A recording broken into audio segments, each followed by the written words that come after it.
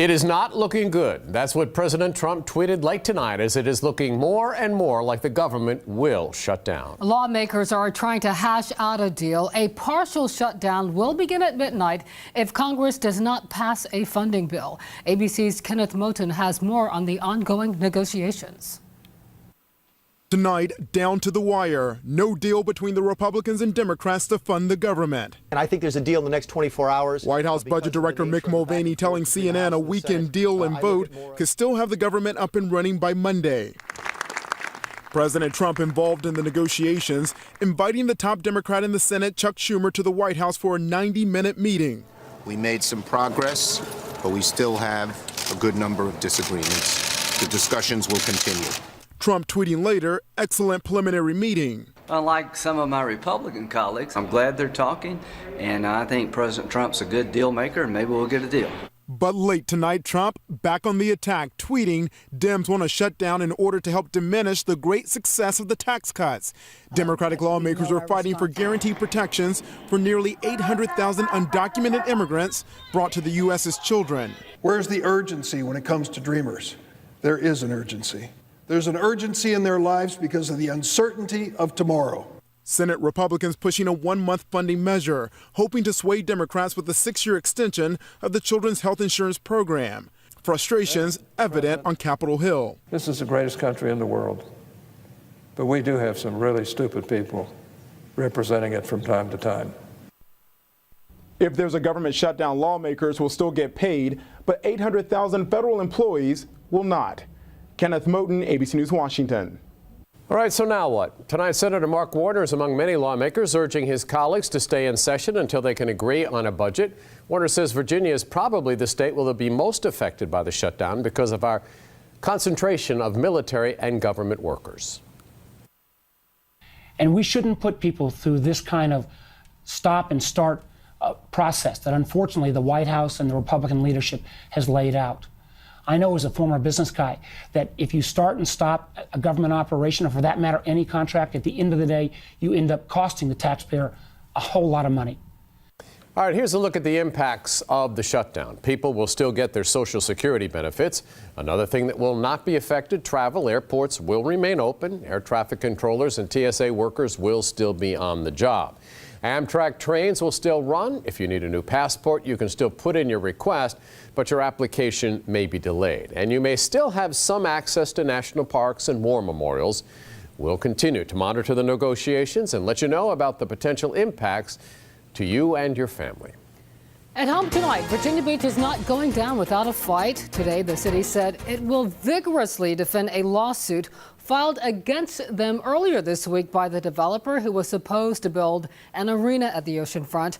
Well, that deal fell apart back in November. Robert Boyd has the latest on the developments. Well, let's face it, the oceanfront is pretty dead in the wintertime. Business owners say this arena would have been a big boost for the economy. So they say when they found out a deal wasn't going to happen, well, they were depressed. When they found out the city was getting sued, they were angry. It's disappointing that it's not going to happen now. As a potential boost for this area, obviously, especially in the wintertime when it gets pretty slow here on the oceanfront. Jim Polimas is the manager of Il Gardino on Atlantic Avenue. He was planning on being neighbors with a brand new 18,000-seat arena. So hearing that the deal fell through was bad enough. Then he found out the developer is suing the city for $140 million for breach of contract. It is a little worrisome, especially if they have facts to back up their claims that they were ready to go and the city didn't want to do the deal. Definitely very worrisome. Haim Marco, owner of Scrambled, also on Atlantic Avenue, says it's the kind of thing that will scare future developments away and could send the city into financial turmoil. Now the city going to pay what they should be making money off. They're going to pay somebody because they get sued for that, $140 million. Oh, give it to me and I'll build it. The developer, Mid-Atlantic Arena LLC, issued this statement. Mid-Atlantic Arena LLC greatly desired to bring an arena to Virginia Beach, not a lawsuit. But since that is now impossible, we have no choice but to ask the courts to help us recover our significant investment, as well as lost revenue, and rebuild our standing, which has been considerably impaired by the city's breach of contract. The city responded. The city will vigorously defend this lawsuit. We are confident that the actions taken by the city were in good faith and in full compliance with its contract rights and its obligations to the public.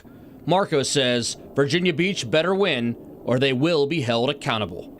Maybe we need to change the city council because I don't think they're doing anything here in Virginia Beach. I reached out to the attorneys from the developer as well as the Virginia Beach city attorney, but both sides declined to do any sort of recorded interview. In Virginia Beach, Robert Boyd, 13 News Now. People who live along the path of the proposed Atlantic Coast Pipeline will soon see trees coming down.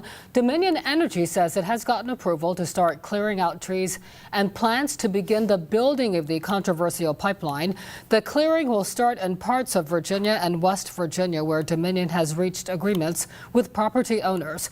Dominion says it is still working to get more construction approved. We're learning more tonight about the death of famous rocker Tom Petty. His family says Petty's death last year was due to an accidental drug overdose.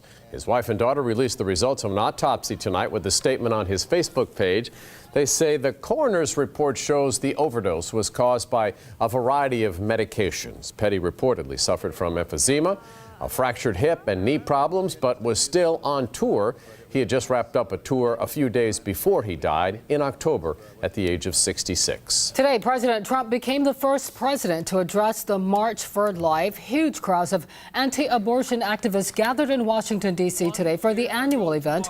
President Trump addressed them via satellite from the White House Rose Garden. You come from many backgrounds, many places, but you all come for one beautiful cause: to build a society where life is celebrated, protected, and cherished. Today, the Trump administration announced plans to protect medical providers who refuse to perform procedures such as abortions because of moral or religious beliefs. Former FBI Director James Comey is adding professor to his resume. He'll join the staff at the College of William & Mary, teaching a course on ethical leadership. Comey will co-teach a class with another professor, but not in Williamsburg. The William & Mary alum will teach at the school's Washington, D.C. campus. Last year, President Trump fired Comey after Comey testified about the FBI investigation into Russia's election meddling. We thought about everything that was going on with him, and we realized that he's somebody that we admire and respect, and felt like he would be an incredible resource for our students. Comey starts teaching this fall. The course will primarily meet at the school's Washington Center. The class will meet at least once in Williamsburg, where they'll live stream the class back to students in D.C.